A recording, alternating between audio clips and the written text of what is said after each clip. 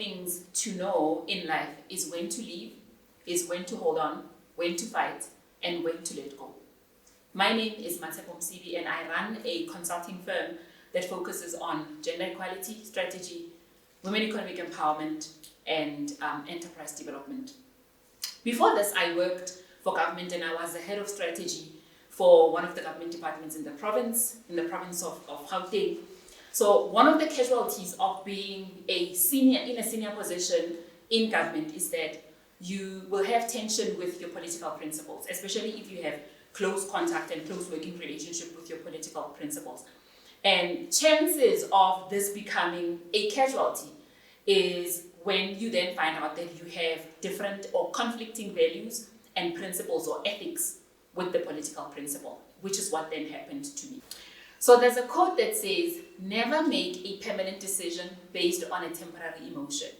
So I allowed my temporary emotion or my temporary situation to force me to make a permanent decision to leave my job after what I call a fierce disagreement with my political principle. You will realize that in this talk, I'm going to be very politically correct in the words that I use.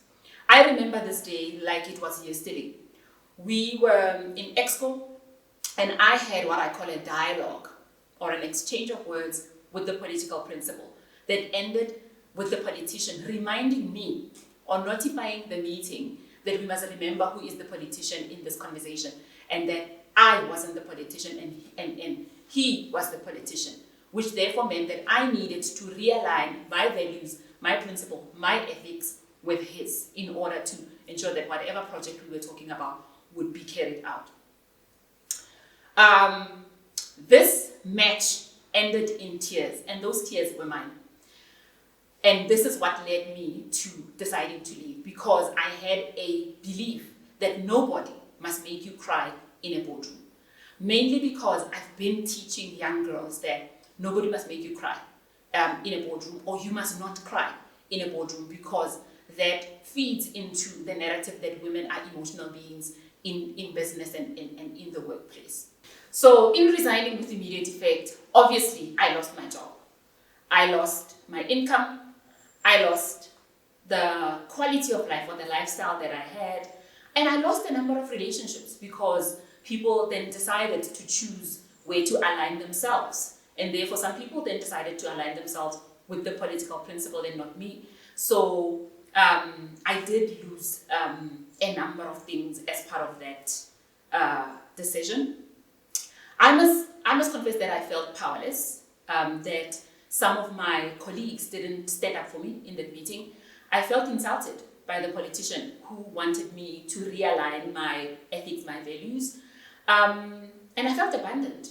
But most of all, I felt like the system doesn't work. You know, if you want to do what is right for service delivery, the system doesn't support you. How did I overcome and how did I bounce back from this? I was lucky that I was given 3 months notice period, which then gave me enough time for me to try and find another job. The Bible says you must encourage yourself in the Lord. I tried to do that. I must tell you, sometimes it works and sometimes it doesn't. Because when you're out of a job, people stop taking your calls.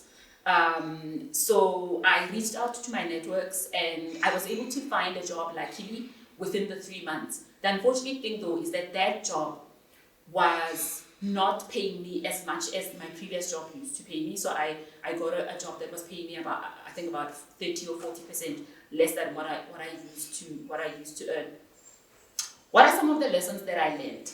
I learned never to make life-changing decisions when you're emotional. It doesn't matter whether it is life, whether it is business, whether it is work. Do not make life-changing decisions when you are emotional or on a temporary situation. The second lesson that I learned is secure the bag before you leave. So have a plan before you go. So in the 3 months, I was able to try and gather a plan together. I didn't quite succeed in the plan that I wanted to put together, but at least I had something on the outside that was waiting for me when I left. And The last thing is to calculate the cost. So what I should have done before I decided to resign in a half was to then calculate what that would cost me financially, emotionally, physically, and relationally. Because as I resigned, my partner at home didn't know that I was resigning. And that also had a lot of impact on our family life. In closing, there is a quote that says, when you're a slave, you must be humble. It's an African proverb. So if you're working for someone, you're a slave. Therefore, you need to be humble. You need to know your place. It's not a great way to end the talk, but if you're a slave, be humble. So one of the things that I've learned from this journey, especially around bouncing back, is being humble enough, and maybe that's why I have a quote that says, a slave must be humble. So even if you're a slave to your own business, you must be humble. You must be humble enough to start from the beginning, to start again. So, after leaving the job, I then had to start from the beginning. I had to take jobs or even opportunities that, according to my previous life, I wouldn't look at them. I would tell those people or phone somebody else for that. I therefore stopped being that person whose job is too small for me to do, and I started from the beginning. And now I've been able to then build a huge portfolio around the business, and that's why I now run a very successful consulting business.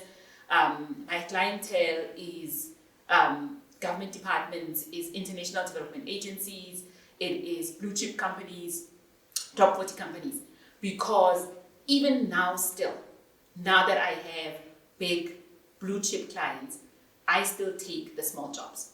There is nothing too small that I don't do. If you invite me to come and MC your event, I will do it gladly.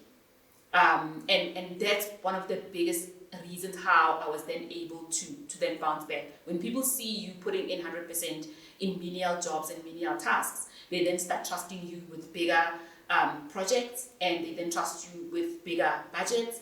And then one day you find yourself in the presidency, doing work for such big organizations. So I think that's also one of my biggest takeaways. No job is too small. Start from the beginning. Be humble. Put in the work. People talk about 1,000, 10,000 hours. Put in the 10,000 hours. Work at the business, and then you bounce back. Thank you.